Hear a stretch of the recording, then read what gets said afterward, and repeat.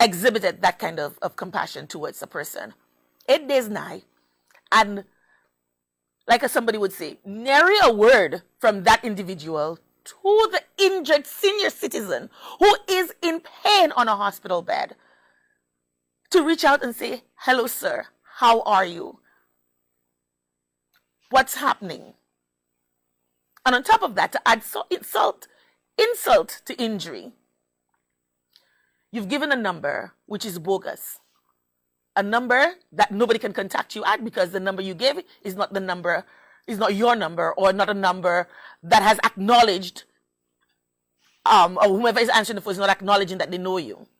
Something is very, very, very, very fishy. And I would hope that the driver of the vehicle who knocked down this senior citizen 8 days ago would at least show some compassion and reach out to the family, because they're hurting, and it's going to be a long, arduous ordeal for that family. The road is going to be long and hard and uphill to get that gentleman rehabilitated. And if anybody has a family member who's over 60, you know the pain, the everyday pains that you go through just on a regular, just body calling for parts, little arthritis there and here. It can be tremendous and traumatic without having to go through forced pain, without having to go to blunt force trauma to your body.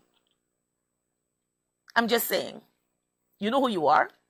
You know that you knocked down the gentleman, whether it was deliberate or otherwise, and I highly doubt it was deliberate. Who does that, right? Unless you're some sort of assassin and whatnot. Reach out to the person. Avoid some serious legal ramifications for what you did to come knocking at your door. Reach out. Hey, how are you doing? What's going on? You don't have to express any admission of guilt or anything like that. Like I said, that's not for you or the family or anybody to determine. That's for the law to determine. That's for the law to determine, and for your insurance to determine what course of action they're going to take with regard to getting this gentleman back on his feet with some level of mobility close to what he had before the accident. You're 70. It's never going to be the same. At 70, you're never going to be like 17 without having this trauma inflicted upon you. So you're never going to be the same with all these spins here and there and all of that. And let me tell you, I saw my brother, who was maybe between 13 and 15 at the time, with a broken leg caused, as a result of an accident. He was a passenger on a bus, and the bus had an accident, and he broke his leg, and he had that pin in. And for weeks and months even, he was so traumatized. He couldn't even watch movies that had accidents in it where people got hurt and their legs got broken because it just triggered something and brought him back. It's very traumatizing. The decent thing to do, the normal thing to do, is to just reach out to say, I'm sorry you're going through this. How are you? Just to reach out. Have a conversation. Hiding away from this situation is not going to help. As a matter of fact, it's only going to compound the situation, make it worse, and leave you, with a ton of legal problems. Just do the right thing. Just do the right thing. So that was my appeal for humanity today. Now, still on humanity, the ability to love and have compassion, be creative, not be a robot or an alien. And I sometimes think that some of us are aliens because we know better. We know better. But the things that we say, the things that we do, it really, really begs the question whether these people are inhabited, these humans are inhabited by aliens. You would think. So, government recently, last week, I think, or thereabouts, sent out a missive talking about the race, the horse racing, it's supposed to be on December 13th.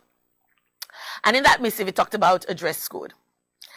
And whoa, you would not believe the people who are poo-pooing and laughing and saying, what? Why should you have a dress code for horse racing? Well, as a youngster, I used to follow horse racing, you know, all those fans. And one of the things that I used to be amused at or be amused by is the way they dress, and they all looked like they were going to weddings, with the fancy hats and jackets and all of that and heels and you wonder where they're going. They're going to the races, and you will see some pictures here. They're going to the races. And so when I heard certain people who's supposed to know better, by the way, because they're so well traveled and everything, and they're pompous and they're Mr. So-and-so and Miss So-and-so, and they know better because they move in all the highfalutin circles and, the genteel society, so to speak. I just wanted to put out there. I went out and I researched because a while I haven't followed horse racing, but I used to as a kid. And I went out and I looked to find out what is the general attire for going to the races. And here's what I found out. That although far from compulsory in all enclosures, and there are certain enclosures that have a strict dress code, and you cannot depart from that. So although not compulsory for all, smart dress is the accepted dress code for racegoers. And earlier you would have seen some of the pictures of racegoers. Trainers, which is what we call sneakers, and shorts are widely disregarded or regarded as unacceptable, although not always forbidden at some meetings. But they are generally regarded as unacceptable. Typical racing attire for men is a collared shirt with trousers and smart shoes. So your dress shoes, your church shoes, your work shoes, not your trainers, not your sneakers, not your moccasins or whatever. Some choose to finish the look with a tie and blazer, but this is a personal preference. But you must have a collared shirt and trousers. Trousers not necessarily meaning jeans. And if you wear denim, it should be dress denim. And there are, one of these days, maybe next year we'll delve into that. Dressing to suit your occasion. So there are different types of denim. So you may have a dress down there. And when I used to work in the private sector, and I used to, in corporate St. Lucia, and we used to have this dress down days. So, some people cause mischief for others. They destroy a good thing. So, on a Friday, you'd have these dress down days.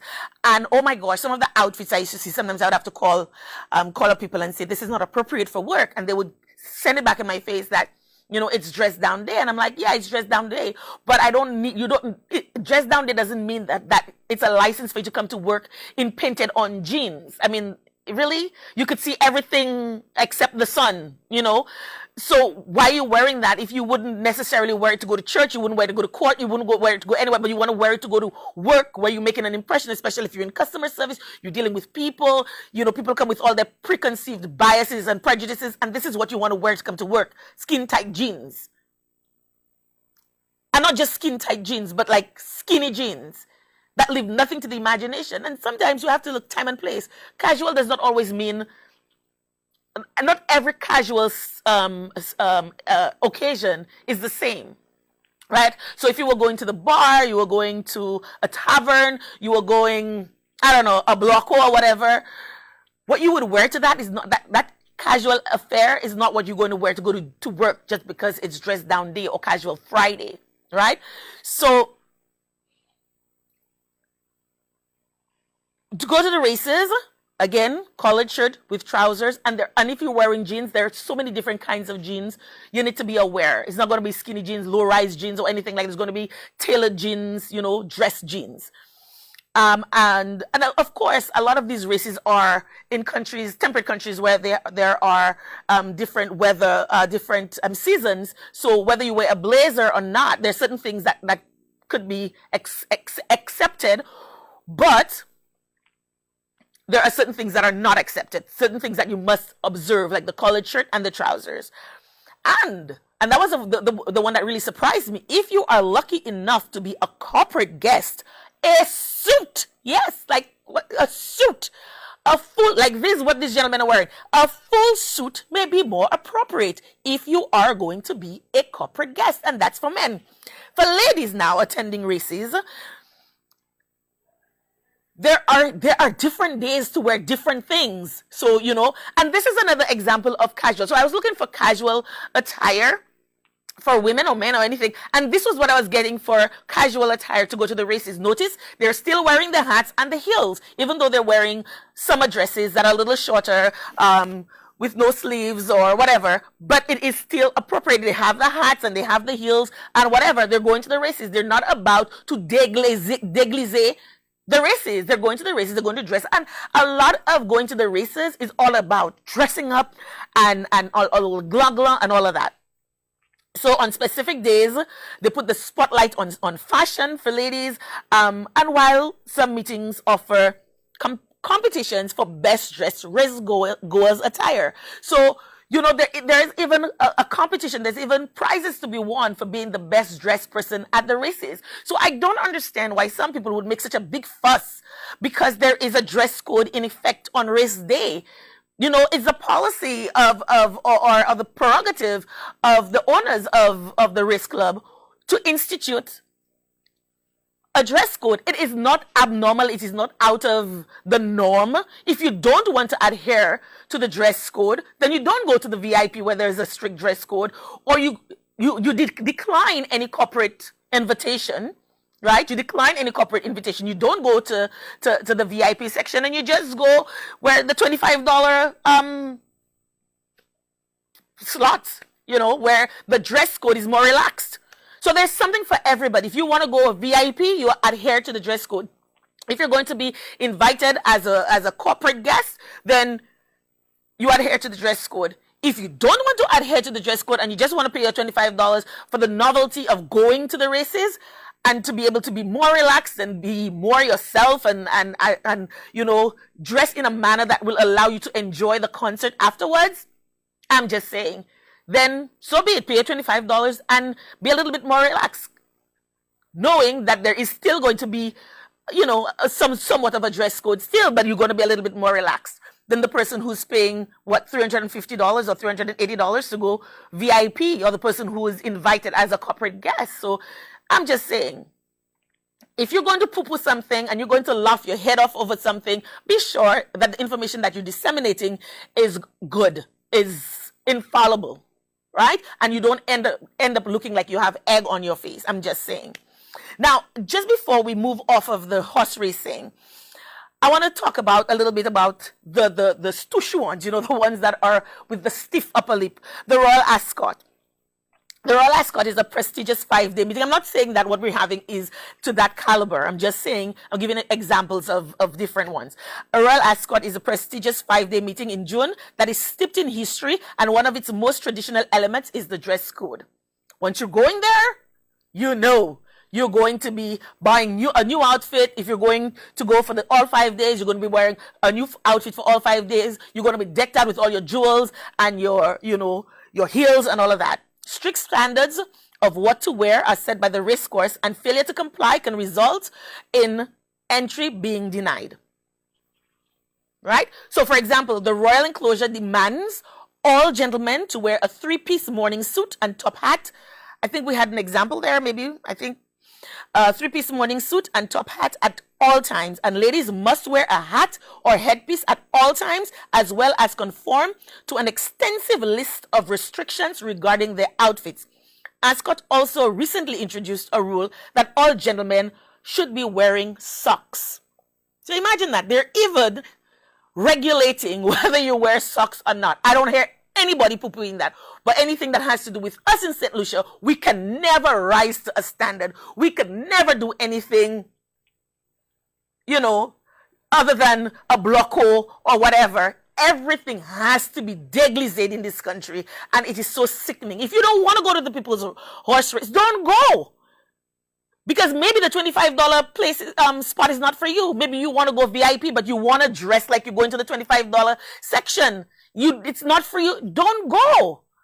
or and if you get a corporate guest invitation, don't go. Say, I respectfully decline because I don't want to be, stiff up and a lip and wearing cravat and all of that. I don't want to do that. That's not me. That's not my style. So I respectfully decline. And when it's carnival, and when it's cricket, and when it's on any of those things where you can dress however you want with no restrictions, I'll accept. But for this one is not for me. Thank you, but no thanks. That's all. Respectfully decline. You don't have to spend your money to go. And if you want to spend your money to go, $25 with a free concert afterwards. What's the big deal? Anyway, so much for that. Today, we observed International Men's Day, and I want to wish all men, every single, from my dad to my boo. I feel like a child. And by the way, tell me honestly, I look like a kid, right? With my ponytails, certain things, blemishes I won't point out. But I want to, I feel a little giddy. So I want to say happy International Day to my dad, my boo, my brother-in-law, all my guy friends. I want to say happy International Men's Day to you. I hope you had a fantastic day. I hope you were treated. Especially, I know I didn't do my part. I know that I'm going to have to pay for it for a few years to come. But I want to say that I hope that the ladies in your lives treated you specially. And I hope that you treated yourself specially, as ladies do on International Women's Day. We go all out on International Women's Day. So I hope you went all out on International Men's Day. Tomorrow will be World Children's Day, and I hope all parents, all aunties and uncles and nenens and powers and grandparents, mamas and grandmamas and grandpapas, treat your children tomorrow, it being World Children's Day. This is the day that you show them more than any other day, and it should be every day that you show them that you love them and you care for them, you appreciate them, that they're a joy, that you're happy that you brought them into the world and that you cherish them. So I hope you do all of that tomorrow, from the Caring Hands Foundation and from all caring citizens persons who just care about children who may not be parents themselves. I want to extend a happy early World Children's Day to all children. We'll take a break here, and when we come back, my special guest. Stay tuned.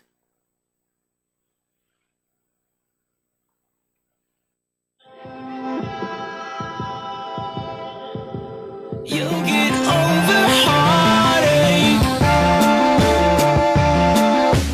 You'll get over heartache.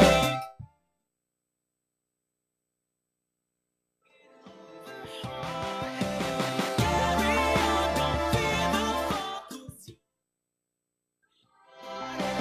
Let it go as time moves on. Yes, you'll get over heartache. Carry on, it's not what happens now.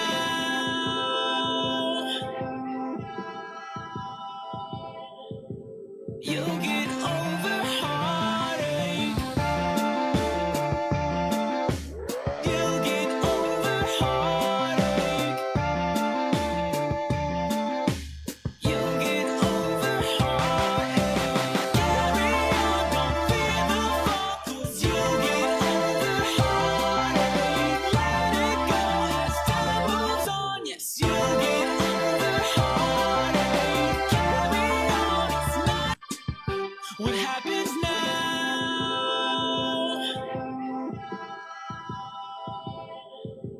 You'll get over heartache. You'll get over heartache. You'll get over heartache. Carry on, don't fear the fall. 'Cause you'll get over heartache. Let it go as time moves on. Yes, you'll get over heartache. Carry on, it's not what happens now.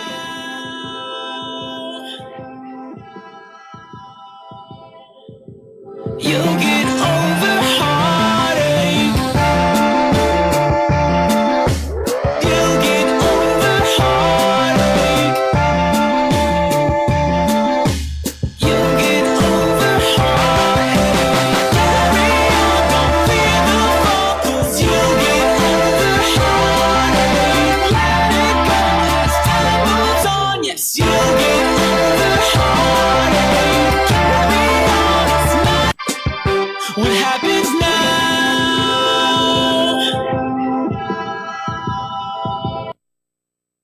Welcome back, and thank you for staying tuned to what's happening now with Laura. Last week, was it last week? No, it wasn't last week. It was the week before, the 9th, and I'm trying to pull out from my memory, which is not so hot these days because I just lost the page that I had open. But I think it was the 9th or the 10th of November. The St. Lucia Chamber of Commerce held their business awards. And I want to take this opportunity to formally congratulate every single winner on that night. I know some people, there were some big winners, there were some new winners, and so I want to congratulate everybody, and you will see me smiling a lot and feeling like a peacock or the cat, the canary, the cat that ate the canary type of thing, because my company, the company that I co-founded, Invictus, won an award as well. Now, tonight I should really have at least 3 awardees with me. But because last week we didn't have a show, this show was actually supposed to have happened last week. Because last week we didn't have a show. I lost my guest, I guess you could say. I lost my guest. I lost 2 of them. So we have one in-house with us, and that's okay. Because I think this gentleman needs all the kudos that he can get. I mean, he is a fantastic human being who deserves all the recognition that he could possibly get. He is world renowned. He is actually sought after for his innovation, and he's been making waves. And so I guess it was not a real surprise, although it was a shocker for me. But then again, I was having other issues on that day, so you can excuse me. I guess it was not any surprise for some people that Invictus would have won the Prime Minister's Award for Innovation because of the desalinator that he innovated.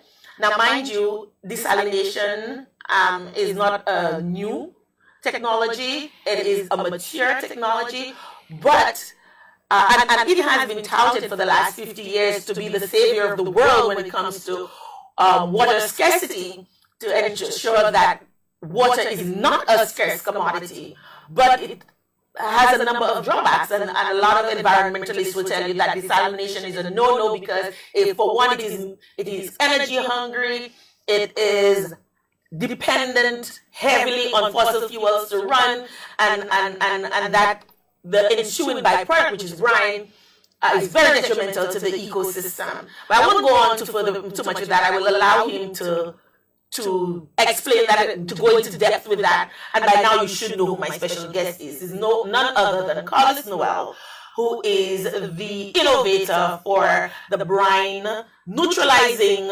aspect of the desalinator. Welcome, Carlos. Thank you, Laura. You're no stranger, and I feel a little strange because we're going to be having a conversation like we do every day. But you're no stranger to the studio, and it's a pleasure to have you back on my couch as my guest. To the time. Great, and probably many more times to come after this. How does it feel? It feels good, but like I always tell myself and tell people, it's just a little step closer to the ultimate goal, which I don't even know the ultimate goal because I will keep thriving and striving and keep moving and walking, in one direction, which is going up the ladder or up the step. Yeah. How many years has it been since you came up with the brine neutralizing aspect, the brine management system of the desalinator? It's about 5 years. 5 years, so it has been a long time. And you're finally copying this. I'm surprised actually that you didn't get this award 3 years ago, even for the brine management system. Why was that? Why wouldn't you have been recognized at that point? And I say 3 years ago because I think that's at that point that your invention was complete and certified. I think one of the main reasons is because I don't have a formal company, and you need to be part of a company to apply for the awards. Which after I met you a year ago, thank God, we formed the company and we were able to actually apply, which we want. You know, and I'm glad you said that because a lot of people, when we received the award, were wondering what I'm doing there. Like, I wasn't there when you were doing this. Why am I here? And one of the things that came to mind when all of that nonsense talk was going on was, if a tree falls and there's no one there to hear it, does it really fall? That was the thing that came in my mind, and I'm thinking, you've been around for all of these years. There were people who worked with you who dropped out along the way. Why did they not help you to get to that point? I feel blessed. I feel lucky that I came at the time that I came, and that we have our relationship that is working for both of us. So my thing is, why didn't they stick around? Why did they not help you carry on with that journey that you were on? Well, they did not see the vision. It's like walking through a dark tunnel and not seeing the end. You know, you're in the dark, you know, it's scary, you know, you have bats, you hear strange sounds, you're scared. You know, so they kind of just run away. But you are a very resilient person. You know, you grab the bull by the horn, which is what I've been looking for over the years. You know, somebody to actually understand the way I work, because you know I am a very strange person. I'm not the easiest to work with. Very strange. Yeah. Lock yourself in a room, don't come out for days, not even for water. So yeah. Yeah. So I mean, we in sync. You know, it's like the perfect marriage. Well. Please don't be putting out anything out there, because tomorrow morning is going to be all over the place that we're married. We're not married. No, we're not. We're not married. Yeah. So you're at that point now where because this is not your first recognition. Earlier this year, you would have been awarded with the was it the Le The Lady Piton Gold? Gold, yeah. Tell us about that. How did you feel being recognized then? So this is just a continuation of a journey that started in February. Yeah. Up to this day, it's still kind of surreal, the Le Piton Gold. You know, being part of the Order of Saint Lucia is like, whoa, you're part of that organization. You know, it feels good. It really feels good.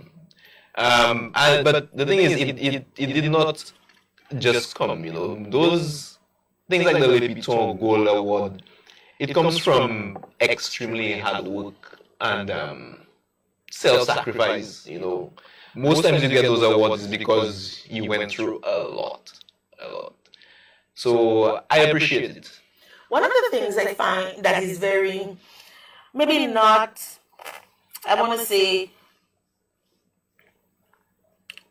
not honorable, not, because what I'm trying to say is that it excludes the method by which persons are selected for these awards and these recognitions sometimes precludes people who are deserving of these recognitions. And I know that sometimes in our conversations you would say that person needed to be recognized, you know, for their long service in whatever, or that person should really be made a hero of St. Lucia for whatever contribution that they make to our society. But unless somebody submits, unless somebody recognizes that and has intimate knowledge of that person and submits an application for the adjudicators now to review and to say, yes, that person deserves that award, that recognition, they do not get the recognition, and they go by and in our little silos, we talk and we say, oh, they gave that person this award, and they gave that person this award, but they didn't give this other person. Well, how do you feel about that? Well, I'm not sure if I could talk about it, but you know the main reason why I got it. It wouldn't happen without you. You know, doing the application. You know, so probably if I did not meet you, I would have still been in the dark, like all the others that need that kind of recognition and that kind of boost so they could do more, you know, and help more. Because sometimes we help, we put ourselves out there, and sometimes we ask ourselves why, why do we do it? You know, And I think the reason I went down that track is because, again, applications are being sought for persons for the investiture ceremony for next year, for independence of next year. And I think oftentimes, I didn't interview the committee this year, and I didn't interview them last year, but I always try to give them a plug and to encourage people to make the submissions, because we know who they are, who the people are who deserve recognition. And one of the things that I really, and I will use a strong word, I'm not going to say hate, but I really despise people who sit back, in their homes, in their favorite watering holes, in their silos, and say, Mounsa jwen award sa paske gouvernement yon pouvoir. I really despise when people say that, because I really think it's a disservice to the people who are judging these submissions to say that they are so polarized that they cannot see the trees for the forest, that they can only see with colored tones. I think it's an insult to the intelligence of these people, and I think it's an insult to the intelligence of the persons who are actually making the submissions, and it is a disservice to the persons who are not getting awarded or recognized because certain people feel that their submission will not be recognized because of their prejudices. I mean, it has a lot to do with the person submitting, actually writing, putting it down on paper. The life story of that person and the contributions that person made. So it has a lot to do with the person submitting. It has nothing to do with government or even the judges. I mean, they can. It's kind of easy. I won't say easy, but they go based on facts. You look at the paper and it's easy to balance. Okay, that person did more. It's easy because of the way it's been written. And that's the thing. I think. And I cannot stress enough how we know ourselves, we know our people. The people who are recognized, they come from our communities, they come from our homes. We know who they are. So it makes no sense for us to be bellyaching at home and say, that person didn't get recognized. My mom is an exceptional teacher. My dad was an exceptional fireman. This person was an exceptional cultural activist, and they're not getting recognized. It's because nobody is submitting. Nobody is submitting. Take, for instance, I volunteered to demolish the old fishermen's lockers in Lambury. It was a danger. People spoke about it, for years. Everybody wants to get rid of it, and nobody's doing anything. So I told them, okay, since nobody's doing anything, I have the tools. I will take my own funds. I actually paid 2 guys with my own funds. And I spent a week demolishing the building. I demolished it. I took all the scrap metal and I dumped it at my mother's home in the yard. So, yeah. And I remember there was a guest house just behind it. And that guest house was actually for sale because of the old buildings. And then after I demolished it, I took it out. The for sale sign was gone. And even before, while I was doing the project, I got so much opposition. I had to go to the police station the first day of work because certain people did not want to take their stuff out of the old rusty thing. So just imagine doing all that. And it will take one person to recognize the work that I did and to send the submission. That's what it takes. Just one person. If nobody does it, it will never happen. Great. So we talked about your 2 awards thus far, and I foresee in my crystal ball that years ago, I think I was about 16 or 17 as a member of Rotary Club of St. Lucia South. We had this bazaar, and one of the things we decided, with me with my big mouth, said that we should have a fortune telling booth they said, well, since you came up with the idea, why don't you? So my girlfriend and I, Heidi Berner, we decided we were going to have this fortune telling booth. And my mom had a crystal ball. I don't know where she got it, but she had a crystal ball. And I took that crystal ball. And you actually live to tell the tale. Yes. And I took that crystal ball. She didn't know. I think now she knows. Oh, wow. now she'll know. I took that crystal ball. And I made some predictions, and some of those predictions came true. So in my crystal ball, I see many more awards in your future. And I hope that persons will not, instead of disparaging and saying, why you? What have you done to deserve this award? I hope they congratulate you. I hope they see the gem that Labrie has produced, even though Suffrage is trying to claim you, but that's okay. You just pass there. People, Trinidad tried to claim Sir Derek Walcott, so that's okay. Suffrage tried to claim you, but you are a son of the Labrie soil, so that's all right. And that they encourage you and give you the support that you need. We're going to take a little break now, but when we come back, we'll talk to Carlos more about what's in store in his future, and how he's going to be our next Nobel laureate. Stay tuned.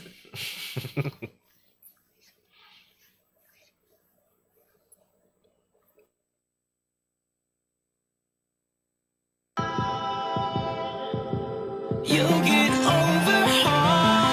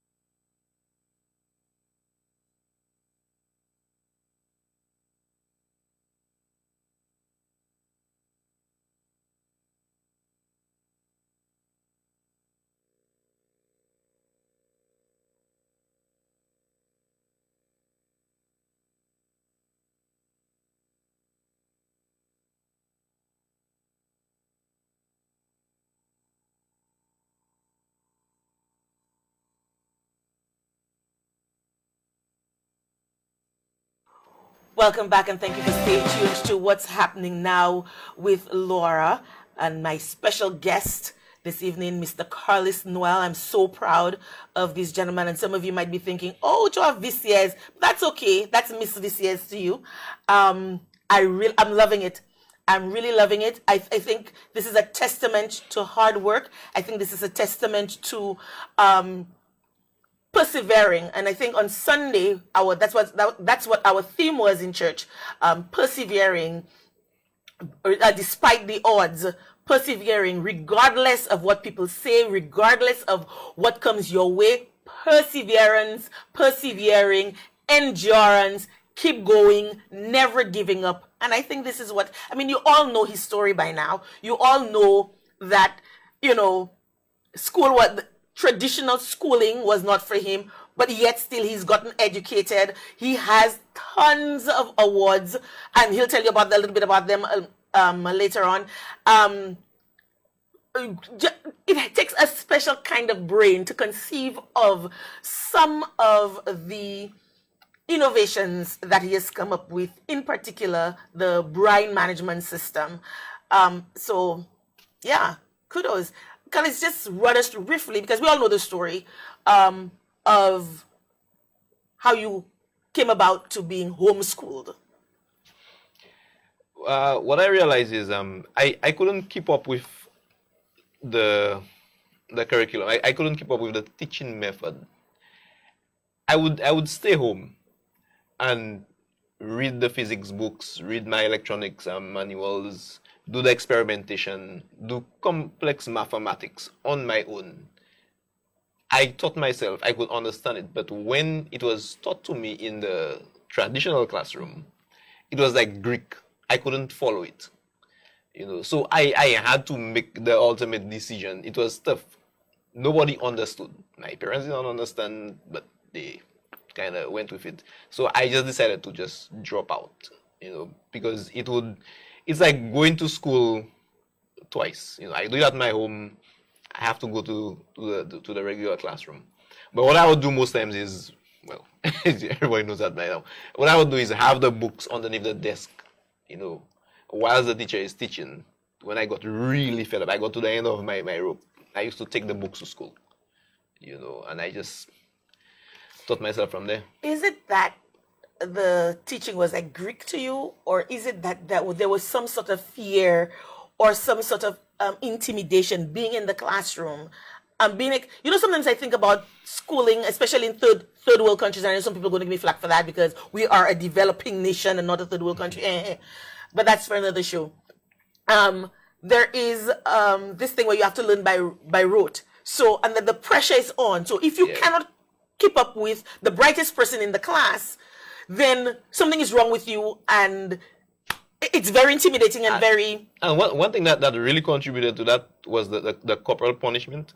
Imagine if you did not get it right, you would get flogged. In front of the class. In front of the class. So think about the humiliation. Exactly. They've called you up, you're not, you already have that fear, and then they're calling you up and you make a mistake, and especially boys will laugh and tease you so much. I believe, I look at it as like those dog trainers. I don't know if you ever watch those videos. Mm-hmm. They take the dog to whatever they don't want it to do, and they beat it. So it kind of, it's like, we're not animals. We don't use instincts. We're able to calculate things in our head and differentiate things. But I like that analogy you gave, because you say when you want the animal to disabuse itself of a bad behavior, you take them to that thing that they've done and you whip them, you flog them there. But they want you to learn, and they want you to learn the math, the sum on the board, and they take you to the front of the class and they ask you to do it, and when you cannot do it, they whip you. So isn't that now a negative reinforcement? Isn't that like some sort of... Exactly. Because what will happen now is, instead of trying to learn or trying to understand it, you will be thinking of, if I fail, when I fail, because obviously you will get it wrong. Mm-hmm. You will. If you don't fail, if you don't fall, how will you learn? How will you understand? So now your focus is not on grasping the concept. Your focus is now on remaining invisible so that they don't see you, so that they don't call on you, and so you're not learning anything because already the way they're teaching it is a little difficult for you.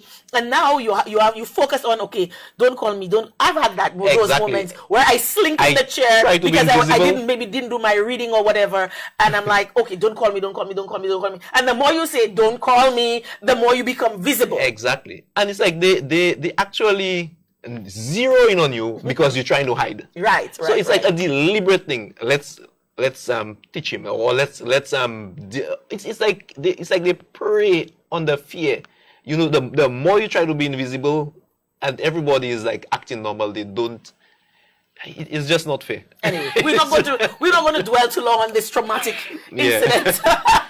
At this point, I'd like to congratulate the winner for the award for corporate social responsibility, Unicoma, Lusalek for the award for environmental stewardship, the Lusalek Award for Environmental Stewardship, Bay Gardens Resorts, MNC Group of Companies Award for Service Excellence, won by First National Bank, and First National Bank was supposed to be here with us. I'm sorry that they're not here, but they got 2 awards that evening.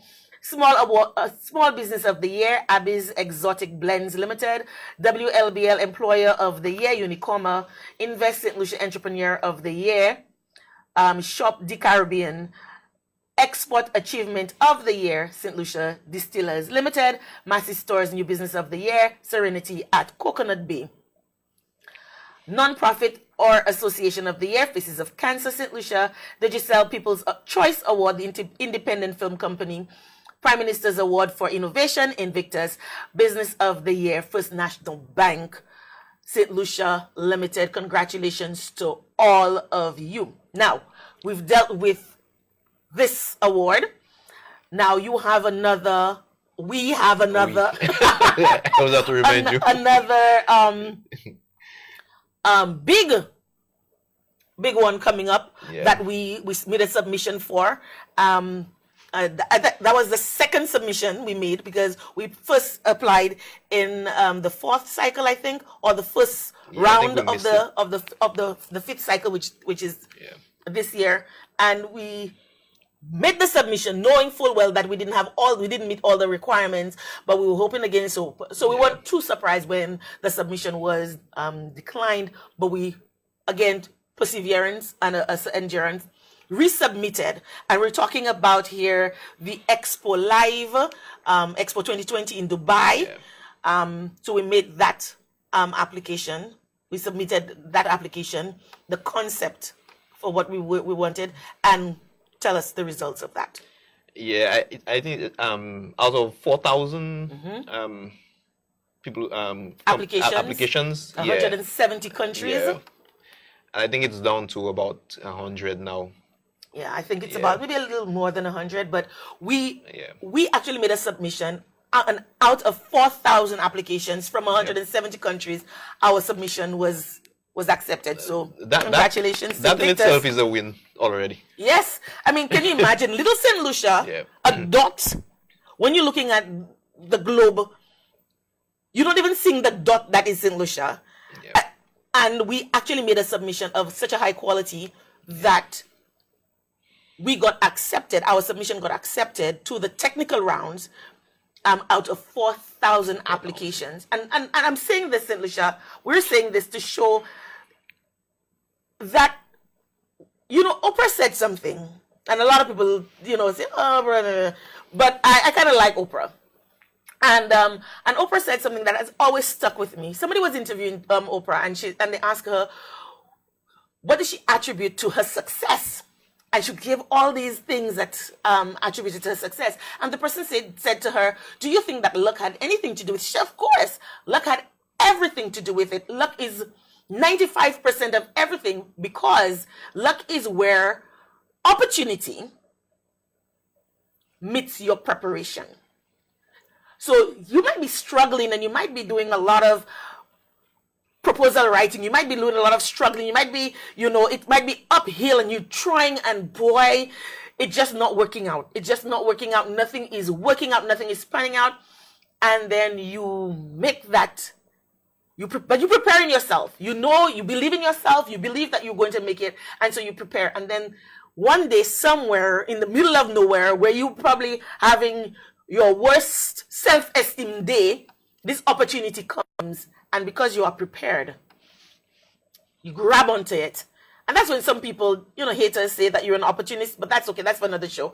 And then you grab onto that opportunity, and that's your luck.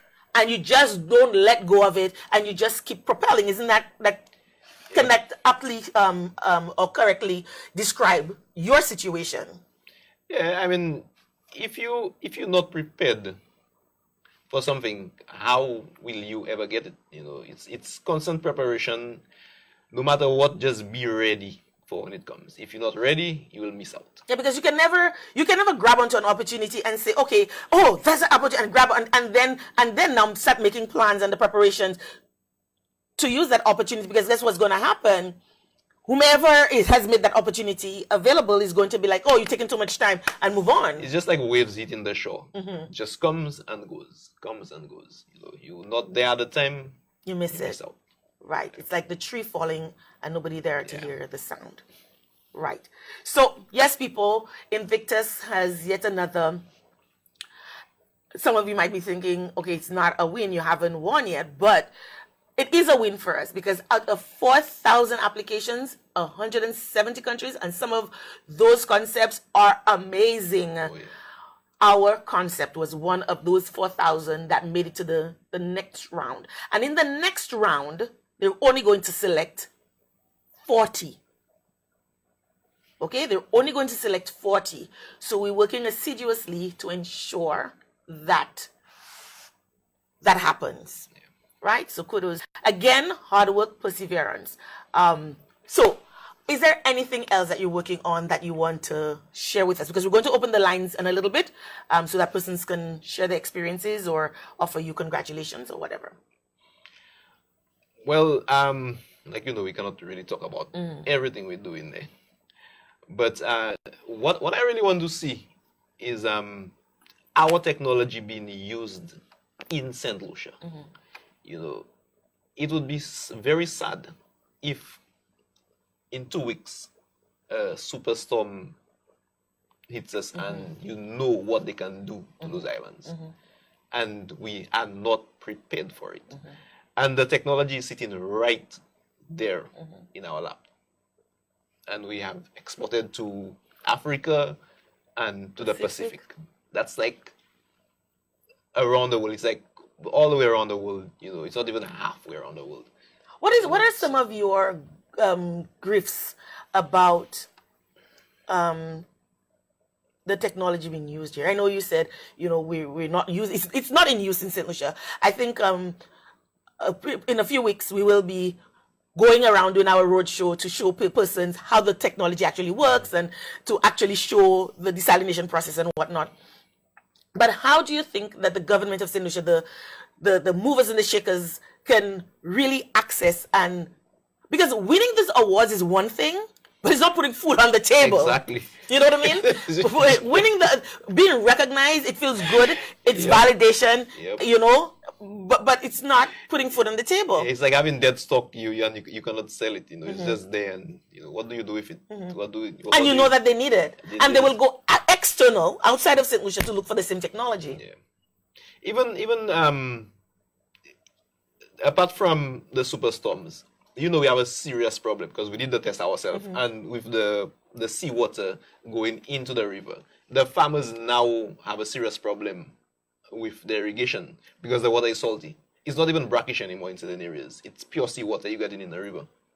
So it's a growing problem, and there's a need. And we know in St. Lucia, agriculture is not high on the priority list for water supply. So these farmers are really caught between a rock and a hard place because they're depending on those rivers for irrigation. And if the water now has a high saline content, then they're kind of doomed. They have to harvest water, rainwater. But what happens when we have drought? And often, every year, the drought period is getting longer and longer. We're having a lot longer periods of droughts.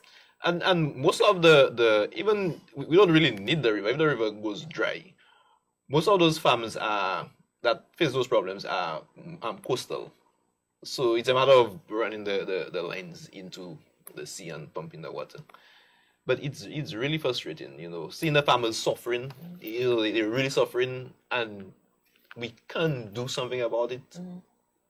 One of the things that I lament all the time, and I've said that in a couple of fora, is the fact that we do these direct aid We send Yeah. monies across to our brothers and sisters in Like what happened with the Bahamas? yeah, with the Bahamas. We're sending monies across. We send money across to Dominica. We send money across to Bermuda, Barbuda, Anguilla, or wherever.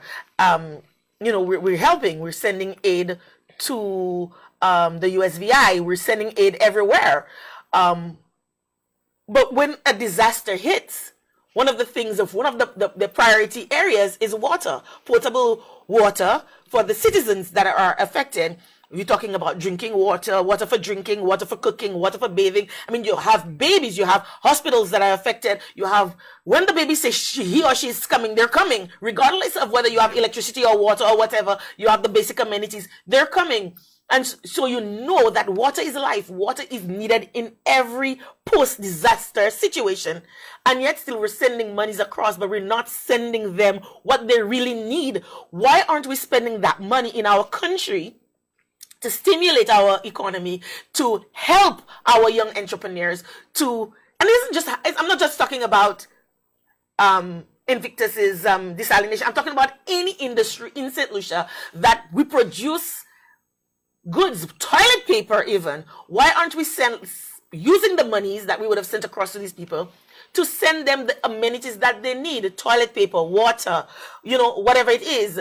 The technology exists, the goods exist. Spend the money here. Let us stimulate our economy and send them the value of whatever it is that they need. Yeah. I mean, it's just really frustrating. That's like my main word, frustrating. It's But like, lately, you've been getting a lot of invitations because now you're like an expert on climate change. Because and it's true. You're an expert on climate change. You've made it your life's journey. You've made it what you're all about. And so lately you've been getting those invitations to add your 2 cents to the climate change talk. And on our way here, you were saying that you're going to this one on Friday, and you're hoping that it's not just a lot of talk, and yeah. that there's actually something good to come out of it. Yep, I'm hoping that. And the thing about Invictus is we look at every aspect of climate change. It's like we're almost like a Swiss knife. We have the solutions. We look at it like a well-rounded thing. And not just concept. I like the fact that you said solutions. Yeah. It's not concepts. It's not just in theory. Yeah. We know that we don't contribute significantly to climate change, the footprint. But we know that we, and I say we, vulnerable states like our small island states, are most vulnerable, most affected by climate change. So we're actually coming up with solutions that will help us to adapt to climate change. And those solutions are not just local, but they're global. Yeah, and they're realistic, tangible solutions. They're not like those policies and those I don't like paper. It's like anything on Doesn't paper. write anything. Doesn't even write anything. Yeah, I'm just tired of all those laws and what I need to see is actual tangible solutions, because we can make a difference. If we cannot make a difference, we can adapt. We can evolve. We'll take another break, and when we come back, the lines will be opened so that you can add your 2 cents to the conversation. Stay tuned.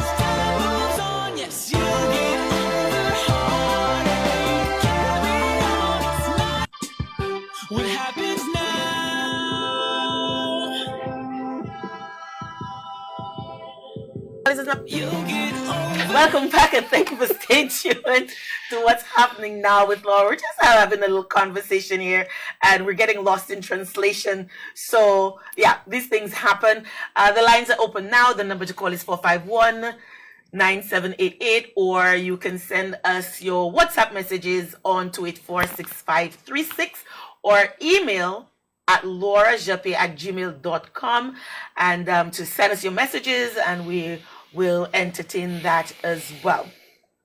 Just to remind you of who the winners were week before last. Unicoma for corporate social responsibility, Bay Gardens Resorts for environmental stewardship, First National Bank for award for service excellence, Abby's Exotic Blends for Small Business of the Year, Unicoma for Employer of the Year, Shop the Caribbean, Invest St. Lucia Entrepreneur of the Year, St. Lucia Distillers Limited, Export Achievement of the Year, Serenity at Coconut Bay, New Business of the Year, Faces of Cancer, Nonprofit or Association of the Year, the Independent Film Company, People's Choice Award, and Invictus Prime Minister's Award for Innovation, First National Bank, St. Lucia Limited, Business of the Year. And I missed one earlier, and how could I even do such a thing? I know Auntie Esme must be taking my neck off for that, but Dr. Charmin Gardner was presented with the Lifetime Achievement Award. So congratulations to all of the winners and Dr. Charmin Gardner for being presented with the Lifetime Achievement Award. Again, the number to call is 451-9788. WhatsApp us on 284-6536 and send us your email at laurajape@gmail.com. Yes. So, I thought we were getting a call. So, I mean, what's next for Invictus? I know we are working on a big project, and you know I'm so excited about that project. Yeah, I really want to talk about it. It is going very to tempting. be yes, it's huge. And I think as we're getting close to the finishing line, as we're getting closer and closer to the end line, it's getting even more exciting. It's going to be about sustainable livelihoods. It's going to be about bringing technology to industries that typically would not. But it's more than that. Yeah. The technology is more than that. It's going to help us, again, with our climate change thrust, to help us prepare for adaptation. Yeah. You know, because I think a lot of it is about adapting and being prepared, knowing what's to come. I think we don't fully understand or appreciate climate change. Yeah, and I think it will take a lot of guesswork out of big decision making. It will just take the guesswork out of it. That's one of the main goals of that project. Yeah, and one of the things I want to see happen soon is the Kids in Science program, because I believe there are more people like me out there, and it will be sad to see them, just disappear into the crowd and get lost, and don't know who they are and what they can contribute. So that is one of the main things I want to see happen. Earlier when I was talking about the awards that you've gotten, we missed one. Mrs. Adam going to kill us. We have a call. We have a call online. Thank you for calling. You're on the air. Hi, good evening. Good evening. I'm to your guest. Good evening. Whoa. Okay, if the volume. Noise? Yes, it is. Whoa, terrible. Okay, I'll have to cut it off because there's too much noise on the phone. Yes, that's much better. Thank you. But let me tell you just briefly, maybe you'll be able to hear me. Can you hear me? Yes, I can hear you better now. Okay. There is, I understand that there is someone who converts air to water in the States now. Air to I'm water. wondering, and you all have a desalination plant, is that it? Yeah. So I'm wondering how it will affect as far as cost goes and, the different things that might arise out of that. So I would like you to maybe address that. Okay. Thank you Good so night. Thank you so much for that contribution, Carlos. That's right in your sphere. I've looked at that technology. One of the main drawbacks is capacity. and the practicality of it. You could get water out of there, Of course. but how much would you get, and how much time would it take? To And that get. always drives up the cost of any technology, Yeah. novel or otherwise, capacity, how much. Yeah, Because I capacity. think when you were doing, when you were first starting off doing the desalinate and finding a green solution for the brine, Yeah. you considered evaporation. Yeah. But the time it was Time taking and the and energy. capacity, what you were actually getting out of it was Yeah. insignificant. Even things like I've been working on energy harvesting, like using sound waves to produce electricity. Harnessing the radio waves from cell phones and all anything that transmits radio signals. You could actually harness it and amplify it, but for now it is not very practical. You could get something out of it, but what can you do with it? So all those things are still in the it's not very mature. Now, one of the things that he mentioned was about cost and whatever, and just earlier we were having that conversation because we're working on certain, and every time you have to write something about yourself, and that's the thing. I used to think that when you were given an award, somebody had to come in and say, "Oh yes, I see what they're doing," and I submit or I nominate them for a submission for an award, but that person does not know what you are doing. They don't know it like you. Yeah. So it's in writing your submissions or your Yeah. applications that you really get a firmer appreciation for what you're doing, and you're able to fine tune Yeah. what you're doing to present it better. And I Yeah. think one of the things that really is a barrier for us, or a hurdle that an obstacle that we really have to overcome, is the issue of cost.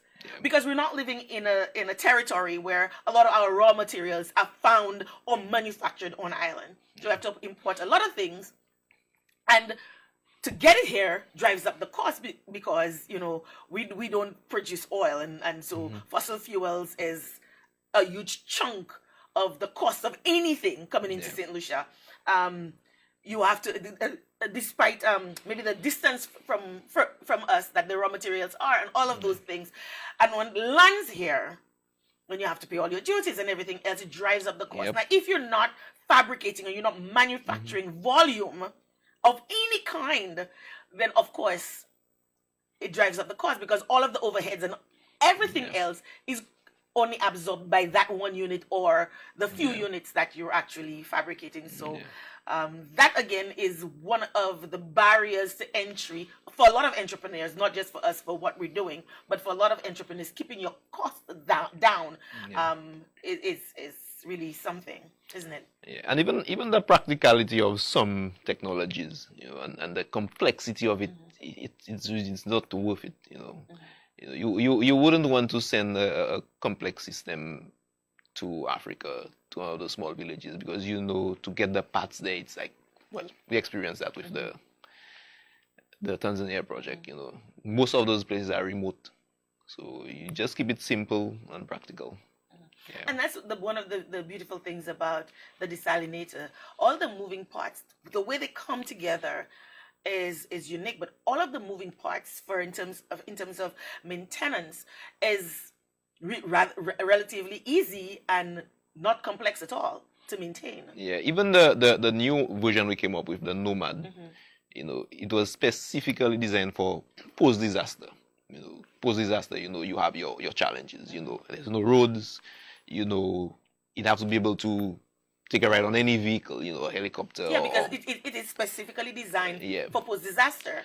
Your roads are not there, air transportation, sea transportation, you pretty much cut off. Even some of the parts. I mean, you can, if it goes bad, you can probably go to a boat, and find certain components in a boat, an old boat or an old vehicle or something, and just put it back together. So before we had that call, I was saying about your very first award came actually from Oh, the yeah, Library yeah. Credit Union, Yeah. right? And I feel that we'll get licks for that if we don't mention that. But it Yeah. oftentimes people say they're not recognized by their own, but really and truly you were. Your first Yeah. recognition came Community from- development. Right. Yeah. So you had gotten that award from the Library Cooperative Credit Union for community Yeah, development. yeah. a few years ago. I think that was for the work I did on the bridge and the desalinator, and I think the Lawad Laboe project. Lawad Labo, Yeah. right. So you Yeah. you know, it's a little slow in coming. Yeah. And I think as it comes, your technology is getting more mature, the awards and the recognition is coming Yeah. more rapidly. And cannot forget the support from Jeff Global Environmental Yeah. Facility. I mean, without especially Giles Romulus really spearheading and pushing The that. Godfather. Yes, he's the godfather of support when it comes to Yeah. his fundies and his projects. He takes them as his own. He will call you and grill you when Yeah, he would and push you and to your limit. Yes, and he's always saying that there is funding, but there's just not enough submissions, quality submissions. Yeah. So please, if you have an idea, take the time. It will seem arduous, it may seem long, but the fruits will be worth it at the end of the day when you make a quality submission, not just any submission because you want to get the people's money, but a quality submission that actually has benefits not only to yourself. And when I say yourself, because Jeff does not fund individuals or companies, they fund NGOs and CBOs. So those are non-governmental organizations and community-based organizations. If you are proposing something, find yourself, and that is where community development comes in. This is where community service comes in. Find yourself a member of a club, a group. Don't just sit on the block and say, oh, my idea is for me alone, because you're not going to get anywhere. Many hands make light work. So if you find yourself a part of an organization, you could lend your idea, you could support an idea, you can drive, innovation through organizations such as Jeff. So kudos to Jeff and its team through Giles Romulus, and also the Library Cooperative, the Fishers Co-op, the Library Fishers Co-op. And I think one of the drawbacks is I think is self-confidence. Yes. You would sit Yes. there and Yes. it used to happen to me. It happened to me a lot until I found out I wasn't crazy. You would sit there and come up with an idea and you would be like, nah. You're just fooling yourself. Yeah. Or even when you're confident in the idea and you pitch it to other organizations for support, and The questions they ask. they agree with what you're saying. They love it. They wish you well, but they're not confident that they can Yeah. walk the journey with you. Yeah. And And sometimes they ask a lot of questions, and that in itself would put doubt in your mind. But it shouldn't be doubt. You should go back, analyze what they said, wait, and decide. Okay, and it would even help improve your idea.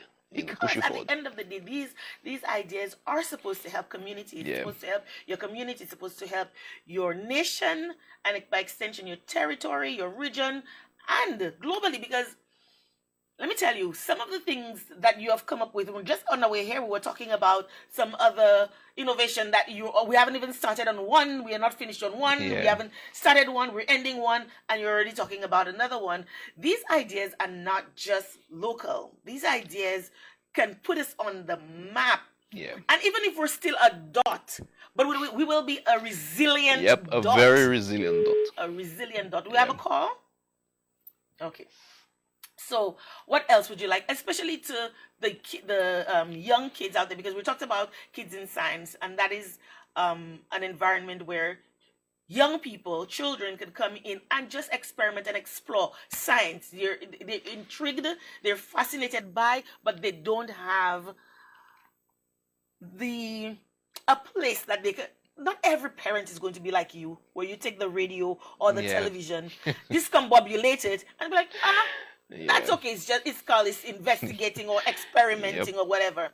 I know in my household, my brother tried that, and whilst my parents did not, discourage him, they were not amused. Let's put it this way. They were not amused every time a radio or a television went bum because my brother wanted to see what was in there, Yeah. or he wanted to fix something, or he was fascinated. They were not amused, but they didn't squash that. But I know it's not every parent that encourages and enables a curious mind. Yeah, that's why I am really for the kids in science, because they could actually come in, try things and fail, because you will fail. There's no doubt about it. You will fail probably. But what did Thomas Edison say about the light bulb? I think he tried it 200 times and it worked. And each time he Yeah. failed, he said, "Okay, I Yeah. know another way of I know another way that it will not light." He Yep. never was discouraged to say, "Okay, Never. well, wow, I'm in 199. Wow, what the heck?" He just kept motoring on and saying, "That's just Yep. another way. It's not going to work." What did Ford say about the car? Yeah, when he did his presentation, it was nice and glossy. One journalist asked him, "But Mr. Ford, how are you going to fuel those cars?" He said, "Don't worry about it. That will come." And what happened? And there Gas were no gas stations- stations at the time. Even What did they use? Horse and buggy? Yeah, even electric cars. Some people, I like making fun of that. People are afraid of electric cars. If you have to count the amount of outlets you have, every inch of the road, even the power line follows you everywhere you go. We have more outlets than gas stations. So I don't know where the fear comes in, why the fear is there. You could have outlets on the electric poles, every 100 feet or something. Yeah, Or it's possible. We just have to think outside the box. So somebody asked about the Expo 2020. What was the criteria for the submission and how So the criteria there were five criterion. And alignment, the first one was alignment with Expo Dubai 2020 objectives. Is the project relevant to the theme and sub-themes? And they'd given a list of themes, they'd given a theme and a list of sub-themes to guide applicants. So does the application align with Expo Dubai 2020 objectives? Innovativeness, is the project novel, inspiring, and demonstrable? Impact, are the community benefits meaningful, scalable, replicable, and can it be assessed or measured? Maturity stage, is the project at the right stage, prototype and beyond? And quality of submission. Remember earlier I was talking about that, not just submitting an application for submitting sake, but the quality of the submission. Is the applicant able and ready to implement and grow the project? So sometimes we might just want to do something and you could see, a blind man could see that it's not even going to make the journey from where I'm sitting to the door, much less beyond. So what they're looking for is a quality submission, and that was the one that we were a little iffy about because we knew what we had, but we just, can we submit an application that can describe or tell the story that we want, and will the persons reading the submission get where we're going with this? And so these were the 5 criterion that were used to review the applications. Alignment with Expo Dubai 2020 objectives, innovativeness, impact, maturity stage, and quality of submission. So so that's a feather in our cap that we were actually able to meet with all of, and it was reviewed on a scale. So you got points for every criteria. You got a point. You got a mark. And when they tally the marks, you had to get a minimum mark to make the next round, and we surpassed that. So. And you have to understand, some of those applications come from MIT graduates and university professors, And it's not easy, huh? and Let me tell you, if you don't have staying power, you're not filling those applications. I can tell you that much. You'll not fill in those applications going because up, it is yeah. I don't want to say it's not user friendly, but it's very intense. I think that's the word. It's very intense. Yep. Right. So we're running out of time. Final words from you, Carlis. Motivation to our youngsters out there who think that they can do it or they're not sure that they can make it. Believe in yourself. It all starts with you. At the end of the day, you will have the final say. So believe in yourself, and easy is never an option. It's not gonna be easy. It will be very scary and lonely. Very lonely. And Carly said it starts with you, but I say it starts with the parents. Yeah. I think it starts with your parents. I think when you decide to bring a child into this world, you owe it to that child, at least for the first 18 years of their lives. You owe it to that child to nurture what talent that they have. They could be a singer. They could be an artist in terms of drawings. They could be a good orator. They could be like Carlos, who is an innovator, who has a curious mind. That's the other thing. If your child has a curious mind, please, that shut up and sit down or go to your room or lower go munka pale, papale. That attitude needs to go out the door, because you really could be killing the spirit of the next world's greatest inventor or entrepreneur or artist, or whatever the case may be, whatever realm that they decide they want to go into, wherever they have their talent. Nurture that. That begins from even before you have conceived, to determine that you are going to be the kind of parent who's going to build on the building blocks that your parents before you gave you. That you're going to build on that, and to ensure that your children can achieve more than you ever even conceived to achieve. Nurture your children. Groom them. Put them in an incubator if you have to. Do not try to steer them in the direction you want, because you wanted to be a lawyer and you did not succeed in that area, or you were not given the opportunity, that the opportunities never aligned with your preparation. So because you wanted to be a lawyer, you want your child to become a lawyer, but really and truly what he wants to be is an engineer, or what he wants to be is a fisherman. Yeah? Encourage them. Groom them, nurture them. Who's to say that a fisherman only has to be an artisan fisherman, or the type of fisherman that we know today? And nothing wrong with that. But that child could grow to be an innovator, a pioneer in fishing. How we fish, the implements that we use for fishing. You know, never dissuade your child and make them feel that their passion is not of enough significance, or that because they did well in secondary school and they got all the ones and distinctions and all of that, that their destiny should be a lawyer, a doctor, a politician, or whatever. That child may have a passion, a great talent in a marginalized career path.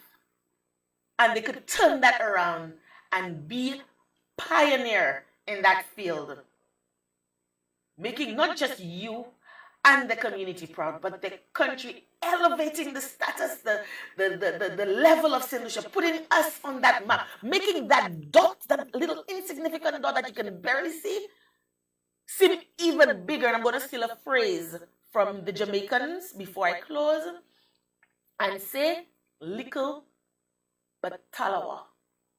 Little but Talawa. Now, before we went on, somebody sent me this. I hope we can put it on screen. Send me this joke. I want to say it's a meme, I guess. And there's this judge, and he's talking to, obviously, a criminal. He has a bandage on his head, and he's cuffed. His hands are cuffed behind his back. And he said, please tell the court how you entered the house to steal, which has an electrical barbed wire on its fence. And the criminal says, Your Honor, with all due respect, I am here to answer the crime I committed, not to disclose the secrets of my profession. This is entrepreneur and your entrepreneurship week. And this is a guy who's telling you, you know what? I have intellectual property here. I ain't telling you my secrets. Deal with me however you see fit, but I ain't giving you my secrets. And this is how what entrepreneurship is all about. Finding that niche, finding that soft moat that you can protect yourself with, that you can, your startup company can flourish with the big guns. Okay? So this is all the time that we have tonight. Until next week, adieu. What happened?